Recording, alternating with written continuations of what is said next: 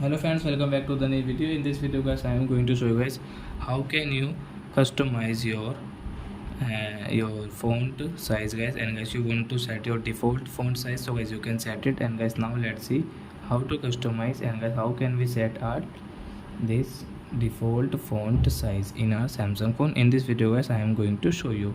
So before starting video friends, I want to tell you, if you need my channel and you are watching my video first time, so first of all go and subscribe my channel, click the bell icon and like my videos. So then first of all open your phone setting, then guys scroll it and guys you can see your display settings. So guys tap here and guys click on your font size and style.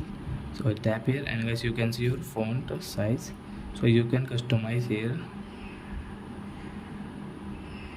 your font style guys, you can see. So we will 1 2 3 1 2 3, so we will click here guys to default size and guys come back. So you can see guys font style or font size has in a default size guys. So you can customize yourself guys your font size in your Samsung phone. So I hope friends you have understood how to customize font size in our Samsung phone. So that's it guys, thanks for watching. Now we will meet our next video with new topic. Before going guys, please go and like my video, subscribe my channel. Bye bye.